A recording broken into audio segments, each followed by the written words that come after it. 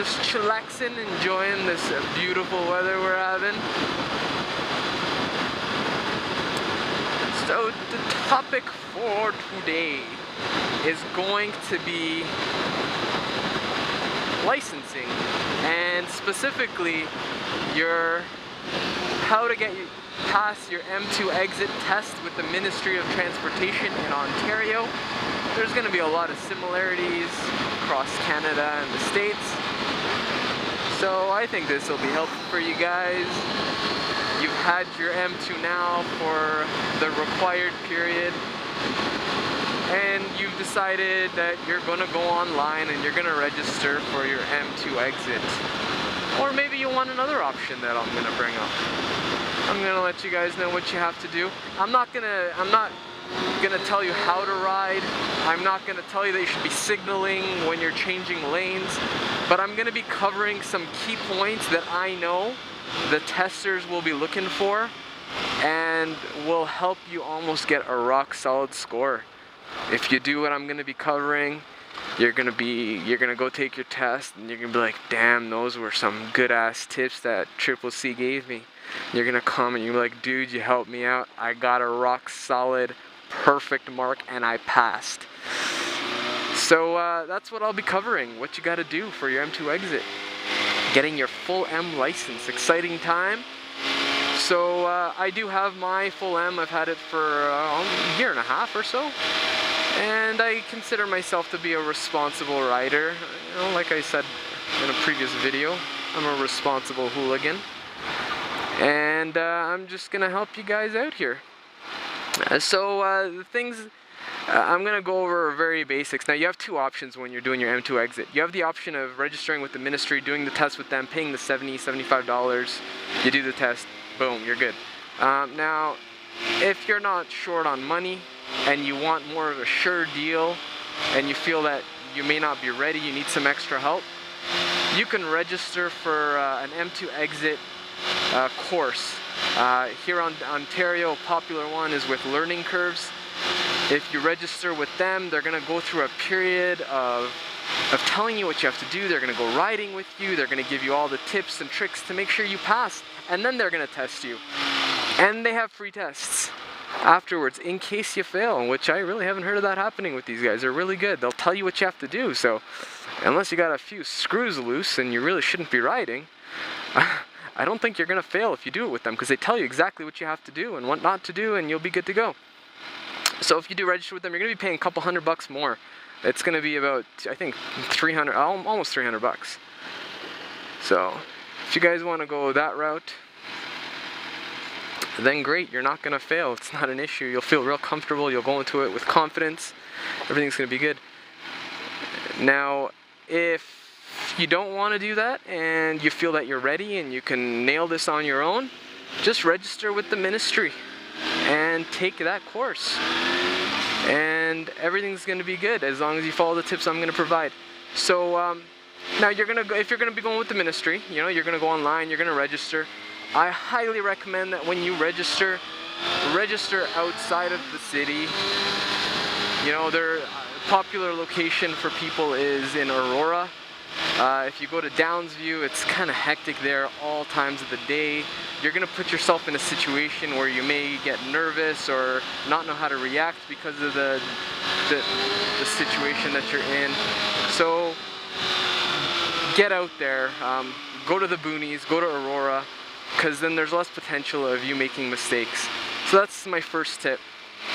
From there, once you've registered, you've now decided you're going to go to Aurora, you're going to do it outside of peak hours. So around 1 o'clock I think is a key time to do it. You're going to be going to the ministry to do that test. There's a few things that you need to remember before you do that. Your bike has to be in its OEM configuration. So all of your turn signals can't be smoked, they can't be displaced from their original mounting locations. You can't have a smoked taillight, you can't have handlebar mirrors, your mirrors have to be in the original place. All that deal, you guys got to make sure everything is in order. Aftermarket exhausts, not an issue.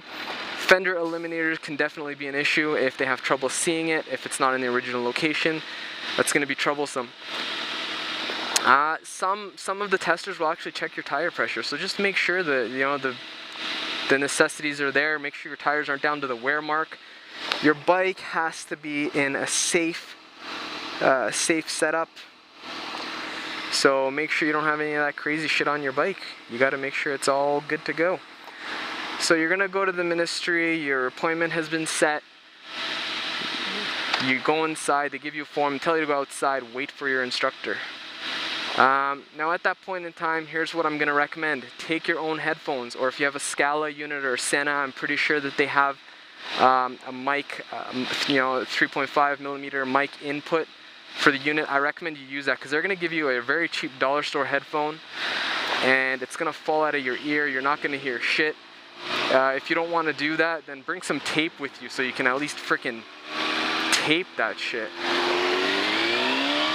to your ear so it doesn't fall out. They'll give you a walkie-talkie, and they'll probably get you to put it in your inside pocket. And that's how you're going to be hearing the instructor and where they're going to tell you where to go and what to do. Did you guys see that bus rock?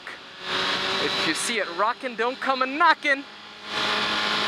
So when they come out, they're going to introduce yourselves. They're going to go over some basics of what to do if you can't hear them. My tester told me to tap my helmet, and then he would repeat the instructions. They tell you only to proceed with anything that they're telling you to do when it is safe to do so.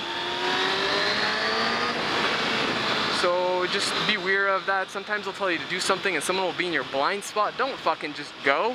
They're not looking out for you. You got to make sure anytime they ask you to do something that you're making sure it's safe to do it. If you don't, you're putting yourself in a dangerous situation. You're gonna lose some marks, and potentially, if you accumulate enough marks, you're gonna fail. So definitely be aware of that. When I was taking my test, my walkie-talkie had interference through a baby monitor. I couldn't hear the guy half the time. It was fun times, but they understand that. You got to make sure that when you're riding in a lane, you're in the correct tire track at all times. When you're doing lane changes, as I mentioned earlier, you got to make sure you're always checking your blind spots. You got to make sure you're going tire track to tire track. Don't go from one lane tire track to another lane in the lane that you're in and then switch back over. Pick the correct track position and stick in it. If somebody is going too slow, get out of that lane. Even if they're not telling you to change lanes, they're going too slow, that's potentially a dangerous situation for you. Put your signal on, get out of there when it's safe to do so. Absolutely, that's all right. You can do that. They want to see that type of active role that you're playing while you're on the road.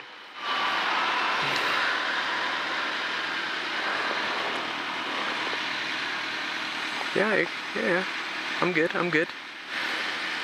And that's why I moved over, because I know these guys make wide turns. I went from one tire track to the other for that reason. And with that explanation, if you were in that situation for the test,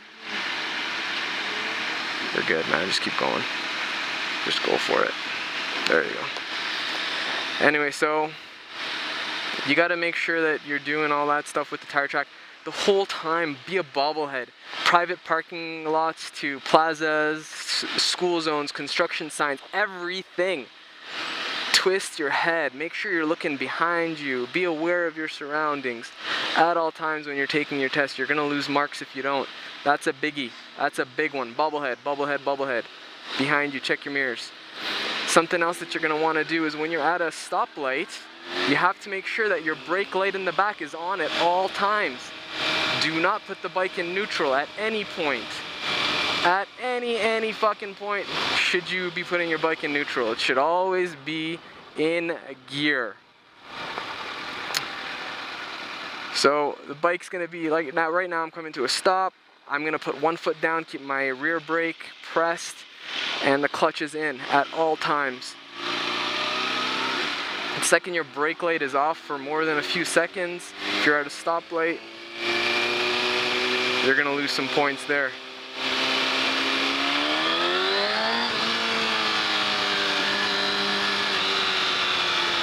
So just make sure you copy that. When you're making right turns, when they tell you to make right turns and there's a car in front of you, it's only one lane, just because you can fit doesn't mean it's alright to go. You gotta wait. picture yourself as a car. If a car can't go, you can't go. Just don't do it. You know, make sure that when you're going right, you're gonna stay in the far right lane after you make the right turn at the intersection. If you're making a left, end up in the far left lane. Don't go wide, anything like that. Is this bitch taking a picture of me? So you just gotta make sure you cover those bases. So even now, another thing that I just did there is I put my hand on my thigh. Don't do that at any point. It's at a stop while you're riding. A lot of guys have the habit of doing that. Your hands should be on the handlebars at all times. And when you do your roadside emergency stop, which they will do with you at some point, make sure at the beginning of the test that you let them know if you're on a sports bike that you don't have four-way indicators. Because I lost marks for that. I was on my Daytona at the time. Nobody told me.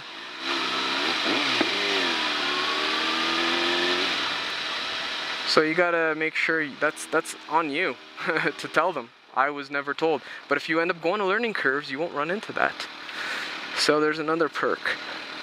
You know, with all that said, you know, you should be good. You know, don't speed. If you're going on the highway, if traffic is going at a faster rate of speed that it's marked for, it's not safe for you to be doing 100 if everyone's blowing past you at, you know, 120. Do 110, pick up a little bit. They'll understand. You're not obligated to do something that you feel is unsafe. So you have to play that active role. Don't be static to what they're telling you. You can do what you need to be in a safe environment. That will help you during your test. And I almost forgot something. When you guys are on the highway and you are taking the off ramp, a lot of guys are engine braking during this period. You're not. When you're engine braking, your brake lights aren't coming on. You got to make sure when you're at that point in the exit lane. What the fuck, man? So much traffic. When you're in that off-ramp point where you can no longer merge back onto traffic, that solid white line is there, you're getting ready to exit that off-ramp, you got to make sure you tap your rear brakes at the very least if you're not using them, so that you can indicate that your vehicle is going to be slowing down. You have to be doing that at all times when you're stopping. Oh man, I don't know if I want to go here right now. So yeah, just make sure you cover that part. I just wanted to get that in there for you. So if you guys do all of that, I think you guys are going to be rock solid. You guys are going to get a good score. You're going to pass. Like I said, you're going to come onto my video and you're going to like, comment. If you haven't already subscribed, you're going to subscribe. Alright guys, what I'll also do for you is I'm going to post a link to my Facebook page that has the actual marking sheet. So once you go to my Facebook page and you like me, you're going to have access to the marking sheet. You can review it and you can see how they're going to score you. And you can use that as a reference on top of my video. Alright guys, it's going to be Cool Crazy Chaos out for now. Take it easy, ride safe. I will see you guys on the next episode of The Crazy Train. I'm out.